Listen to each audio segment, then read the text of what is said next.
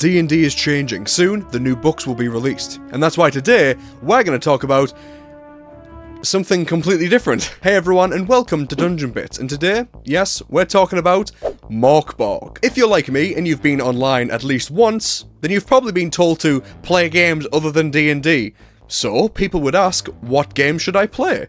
To which people would say a game that they like, but never actually say why you would like it. So in this video, and any more that I do like it, we'll be aiming to run through the game, but also actually lay out what the game is and whether or not it would fit your tastes. So, Mörk Borg then. A game that I thought of when I saw all the hate online that's being stirred up around the 2024 D&D books. Because as a cold open to this, Mörk Borg receives quite a bit of hate. But why? Well, I'm actually going to start off with the stuff that might be a big turn-off for you first. Also, before it's said, I'm aware that it's not Mörk Borg, it's like Mörk Borg or something, because it's Swedish. We just have stupid English and American tongues. Mörk Borg. Mörk Borg. Mörk Borg. Mörk Borg. Mörk Borg. Mörk Borg. Mörk Borg. Mukbang. As you can see, inside and out, the book goes for an incredibly unique presentation that I adore. But undeniably, as a rulebook, it takes the term not very user-friendly as a challenge. The pages have no consistency in their layout, some pages have no consistency in the text size, and some pages will have an image on it and a single sentence to display a single rule. You'll find hot pink on black, yellows and reds dripping through, and letters interrupting bullet points, and for those used to formulaic layouts, with clear black text on lightly coloured backgrounds. Your eyes will go cross-eyed. But to counteract any hate on these points, you can find the entire rule set for Mörk Borg on their site called the Bare Bones version. It has no art and it's laid out great. And also in the book there's an index at the back with page numbers, so you can find what you need, just the pages are a bit weird. And really, that is the only thing that I can see being a flat out turn off for a bunch of people. So if you don't like that, then this isn't for you.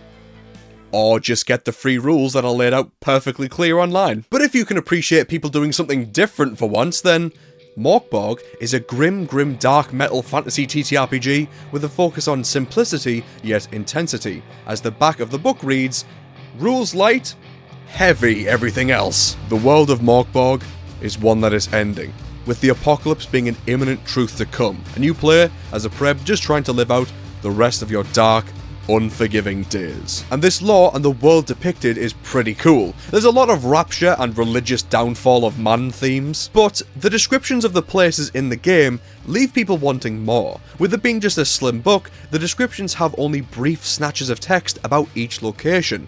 I think for a Rules Lite game, this is fine, but you might be the type to want a lot more from the setting in the book to make the games feel 100% that setting without having to do anything to make it work. So, with that in mind, in brief, if you don't like rules-like systems and you like games like Pathfinder, which have rules that are comprehensive and intensive, then you won't like Mörk Borg. If you don't like grim, dark settings where everything is brutal, you won't like Mörk Borg. And if you don't like your games where the character is likely to die, you won't like Mörk Borg. But beyond that, I still think that you can find enjoyment in Mörk Borg by just looking through the tables and the loot in here. There are so many unique and interesting ideas to just put in whatever game you're running. Also, as a side note, I recall seeing a video covering Mörk Borg that just baffled me. The guy marked the game down because it left him feeling unclean and grim.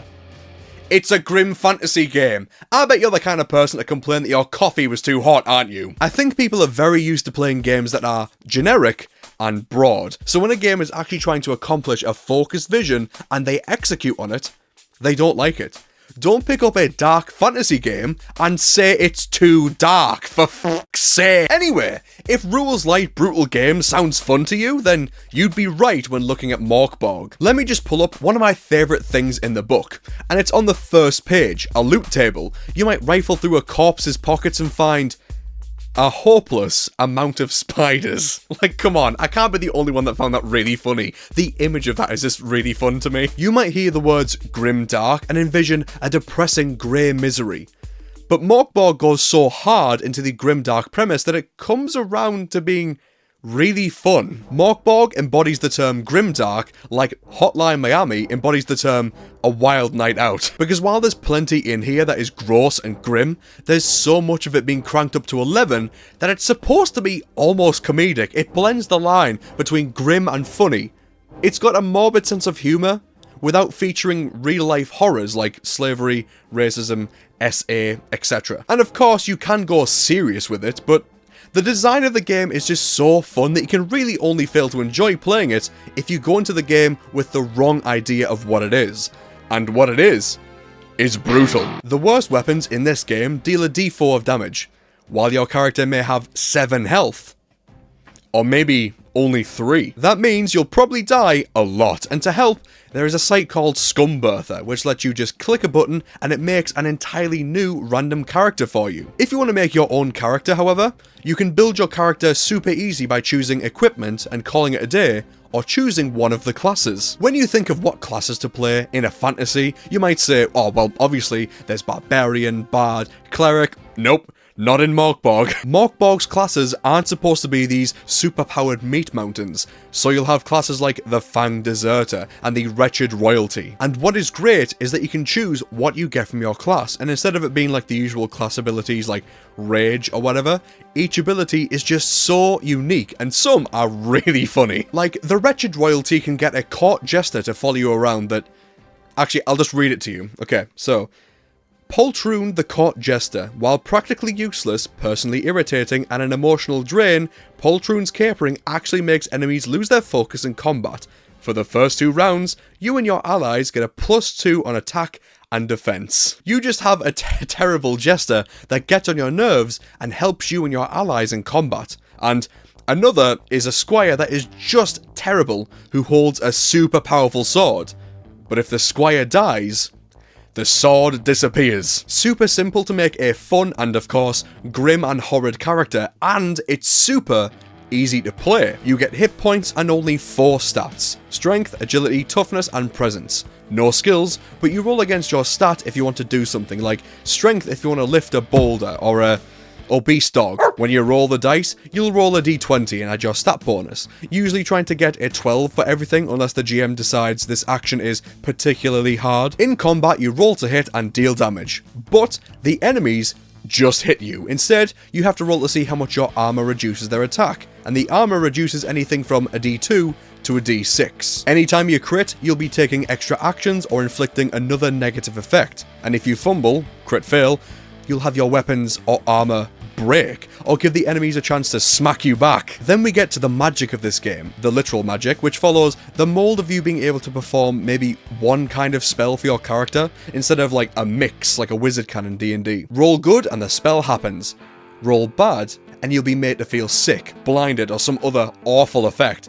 This makes the world's magic, religious, and occult aspects feel sufficiently strange and dangerous. And apart from that and a meta currency called omens, which lets you like change roles, that's kind of it for what you as a player have to deal with. And the gameplay is of a type that I deeply enjoy, less giving the players just a bunch of tools which seem like solve all solutions to problems, and just instead forcing the players to actually think, plan, and be creative. Everything you do is at the whims of the dice, rather than reliable talent, smite, and no-risk spellcasting, so there is a tension and a tangible sense of adventure, even if that adventure is dragging you through a swimming pool filled with mud and poop. So, Mörk Borg has a unique layout, albeit artful rather than logistical, and it has a Rules Lite brutal set of rules to complement its over-the-top brutal tones. But now, I thought I'd briefly go over some info of what else you can expect from the game.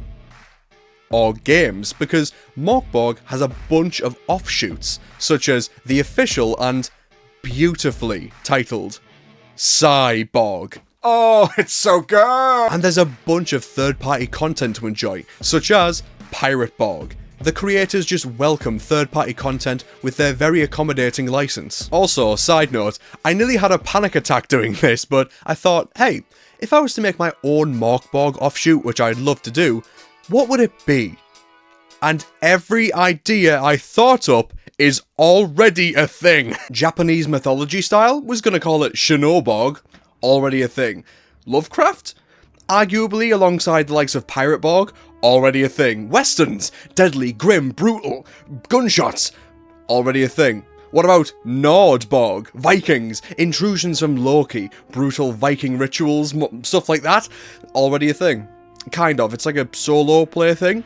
And really, like, I was sat there like, there's nothing left. Well, that's not entirely true, but there is a lot already out there, so I thought it'd be fun to think up some example games that, you know, could be made, but should never be. You see, people always do this sort of ad-lib style thing when they title their game, so it's blank Borg, to fit the likes of Mörk Borg and Psy Borg. This ought to fill a niche. Do you want to play it as a sentient piece of cutlery? No? Well, how about Fork Borg? Were you bullied in school? Do you want to relive that experience? No? Well, how about you do a whole survival in school episode with Dork Borg? But what about the true horror that we must all face? Leaving the fantasy and the brutality of Mörk Borg and going to real life and working as an office drone with Work Borg. What about the non-safe for work version called Milk Borg? I will not be elaborating what is in that. Or what about disgusting pigs to real ones with Pork Borg? I mean, Pirate Borg's already a thing.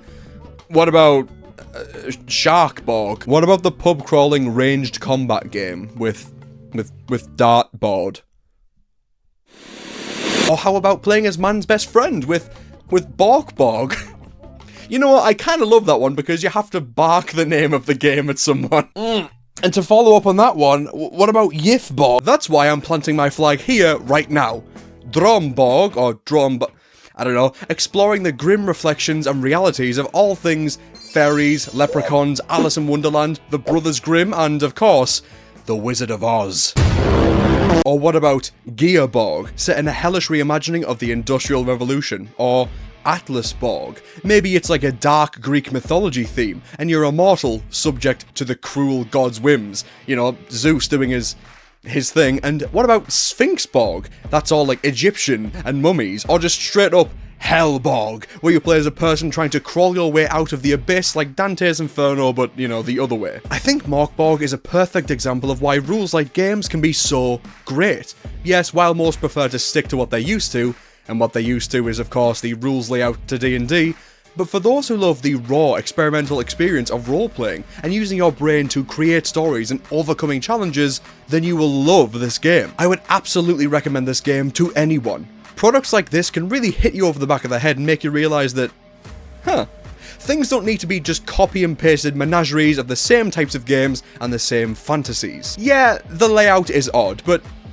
don't you kind of love that the designers thought, no, I'm a daring creative, and daring creatives do things against the boring grain. Mörk Borg says, we can still have art and passion in our games, and those that want human heart and love in their products can appreciate these bold strides that we took. So, yeah, check out Mörk Borg, maybe consider what a product is before you compare apples to oranges, and I hoped by watching this you were able to determine if this game is perfect for you. And if you don't like this game, feel free to say why in the comments. Just know that, you know, you're not right.